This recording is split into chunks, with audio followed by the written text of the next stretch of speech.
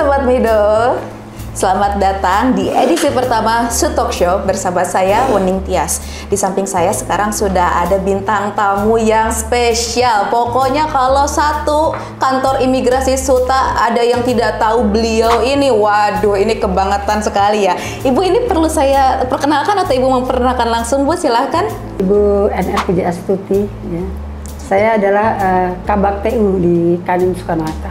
Oke, nama lengkap Ibu izin Ibu Nur Aisyah Pujiastuti, betul ya Bu ya? Ya betul. Nama saya adalah Bu Nur Aisyah Pujiastuti. Ini nama pemberian dari orang tua saya. Nama pemberian, oke. Tapi kalau Ibu sendiri lebih nyamannya dipanggil apa Bu? Ibu Puji atau Ibu Raisa? Nanti agak nyaru sama penyanyi ya Bu ya? Saya biasa di rumah maupun di kantor dan di kuliah tuh saya biasa dipanggil Puji. Ibu Puji, ya, oke. Tapi kalau saya sebagai pegawai manggilnya Ibu Kabag, gitu ya. Oke. Ini mulai agak-agak personal nih Bu pertanyaannya. Ibu kalau di pagi hari itu bangun jam berapa Bu? Dan kegiatan apa yang pertama kali Ibu lakukan gitu ya. Bu? Ini bangun biasa ibu-ibu ya, rata-rata bangun tuh jam 2:30 biasanya. Kalau saya memang rutinitas 2:30 saya bangun, karena saya sebelum melakukan aktivitas, saya yang utama dulu adalah saya sholat tahajud ya. Okay. Itu wujud saya untuk bersyukur kepada Tuhan ya, bahwa saya masih diberikan nikmat sehat, saya masih bisa diberikan keberkahan dalam hidup. Baru melakukan aktivitas-aktivitas lain, mempersiapkan kebutuhan anak yang mau sekolah juga. Dan saya persiapan untuk berangkat ke kantor. Aduh, luar biasa sekali. Jam 2:30 saya sepertinya jam 2:30 masih di alam mimpi.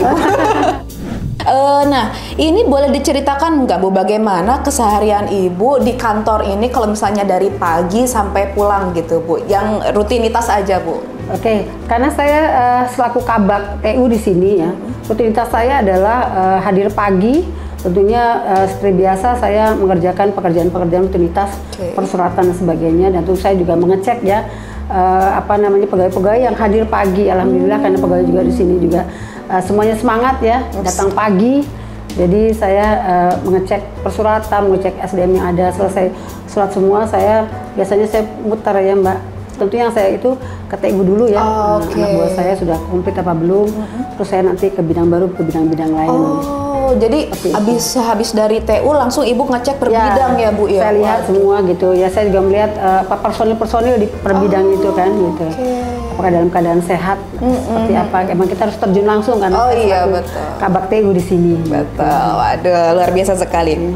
Bisa diceritakan nggak Bu secara singkat Ibu ini dibesarkan dari kecil tuh seperti apa gitu Bu? Nilai-nilai apa yang ditanamkan oleh orang tua sampai akhirnya membentuk sosok Ibu Puji yang kami kenal sekarang ini?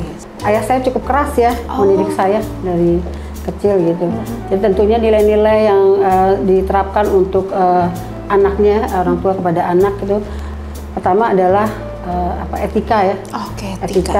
Etika di dalam orang tua saya selalu berulang-ulang mengatakan bahwa etika, kejujuran dan segala kan itu harus selalu ditanamkan pada diri kita sendiri.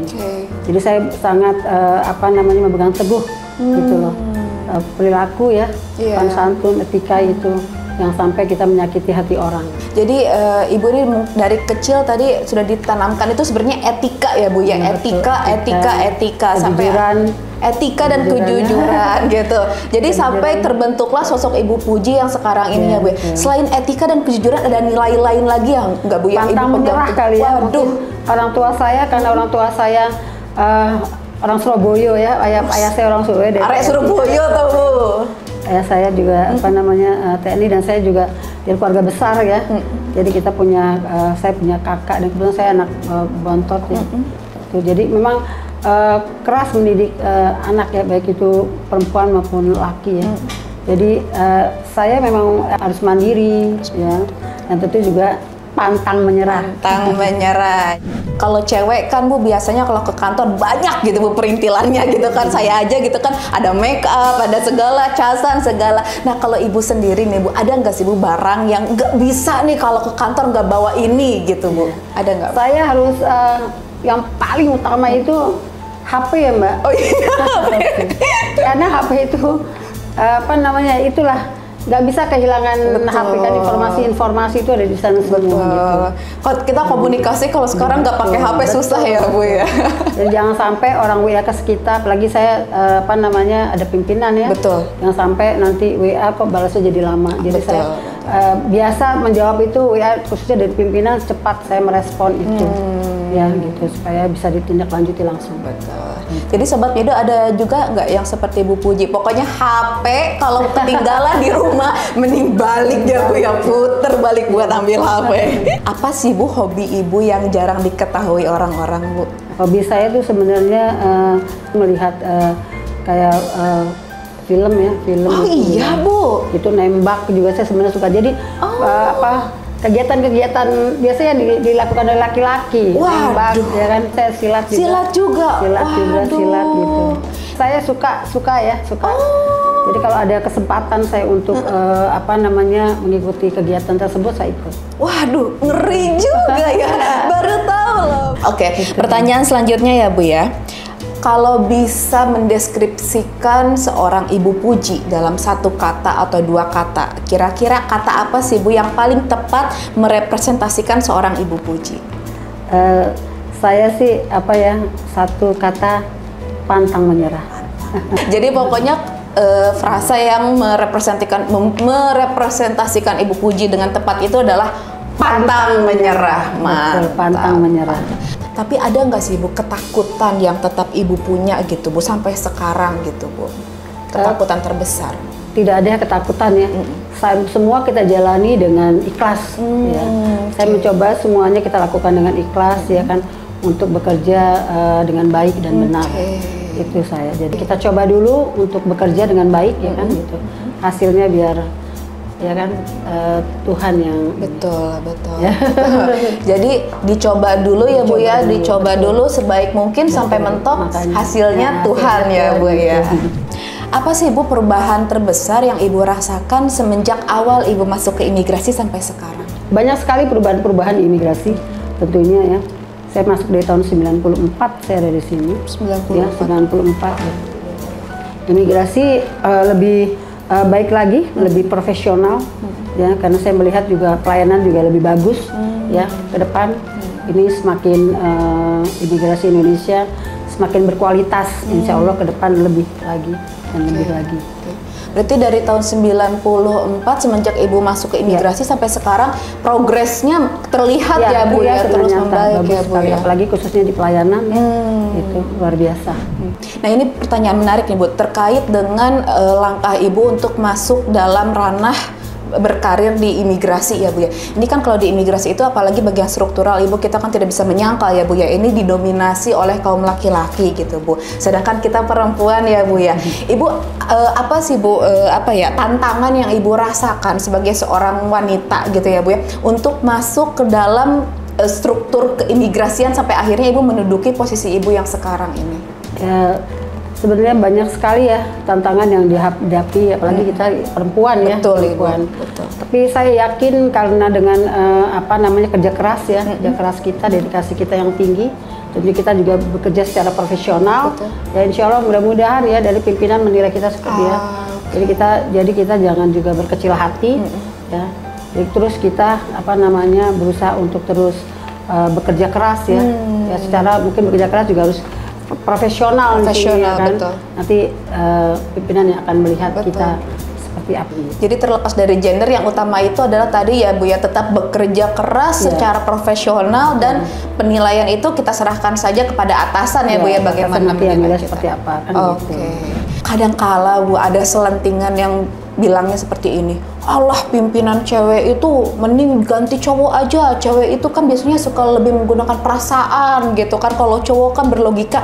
Itu kayaknya Ibu nggak setuju nih dengan pernyataan ini, bagaimana nih Bu? Pada prinsipnya semua kita lihat permasalahan itu kan, ya kan? Dan tentunya juga ada yang bisa kita lihat dengan logika, ada yang bisa kita lihat dengan perasaan.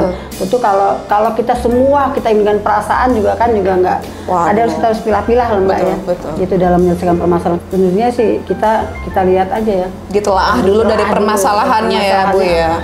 Yang perlu pakai logika kita logika, yang perlu pakai perasaan kita perasaan. Supaya intinya selesai. Wah gitu. Jadi sekarang ini bukan permasalahan apakah perempuan itu mengedepankan perasaan lalu laki-laki mengedepankan logika, bukan seperti itu ya. Tapi dilihat dulu permasalahannya seperti apa, membutuhkan pendekatan seperti apa, lalu baru diselesaikan apakah dominan menggunakan perasaan atau dominan menggunakan logika. Menarik sekali.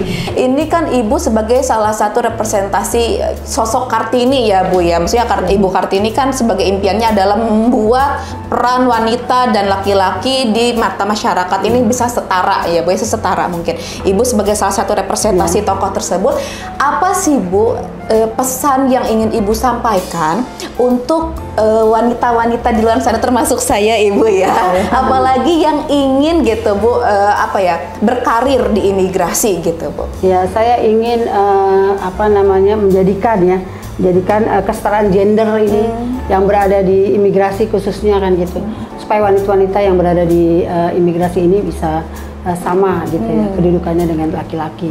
Itu tentu juga tetap kita harus tahu posisi kita itu adalah kita wanita, tapi tetap maksudnya kita mampu menjalankan tugas-tugas gitu seperti laki-laki. Jadi nggak perlu takut ya Bu ya? Takut ya, kita coba ya kan gitu, karena saya yakin semua wanita ya bisa ya melakukan pekerjaan-pekerjaan sesuai dengan pasti ya kan? Bisa ya, intinya adalah pantang menyerah. Intinya adalah pantang menyerah. Pertanyaan terakhir mungkin ya Bu ya. Apa sih Bu yang ingin Ibu sampaikan kepada setiap pegawai di kantor imigrasi Soekarno-Hatta gitu Bu, terkait dengan terus berevolusinya nilai-nilai ASN serta nilai-nilai birokrasi zaman sekarang gitu Bu. Jadi jangan sampai kita tuh mindsetnya masih zaman dulu terus gitu Bu, gitu kan, harus berkembang zaman kan, harus berganti juga ya Bu ya pola pikirnya. Jadi kira-kira apa Bu yang ingin Ibu sampaikan kepada setiap pegawai gitu Bu? Ya tentunya saya juga khususnya buat saya juga sendiri ya pribadi ya, karena kita juga pegawai negeri sipil ya. Tentunya jangan hanya menjadi pegawai negeri sipil saja ya, tapi kita harus kita asah, kita terus belajar ya, supaya kita juga jangan ketinggalan ya, kita banyak baca buku, kita belajar dari mana-mana gitu, supaya kita menggali ilmu kan lebih baik ya. Terus kita ya banyak inovasi-inovasi yang kita berikan kepada khususnya di Direktorat Jenderal Imigrasi ya. Jadi ya untuk ASN harapan saya semuanya harus bekerja semangat, bekerja lebih profesional lagi ya kan gitu. Jadi jangan hanya sekedar ASN, ya ASN saja, tapi harus punya kualitas. Waduh, harus ASN plus ya Bu ASN ya. Kualitas kan gitu. Jadi harus terus mengembangkan diri agar terus terciptanya inovasi gitu kan, agar kita bisa menjadi ASN yang menyesuaikan dengan zamannya ya Bu ya. Betul sekali. Baik. Sebagai penutup Bu, ada salam atau apa gitu Bu untuk sobat-sobat Mido di luar sana Bu, silahkan. Khususnya untuk ASN wanita ya. Tetap semangat ya, tetap semangat menuju yang lebih baik ya. Apalagi ini yang berkarir ya, yang berkarir harus terus pantang menyerah.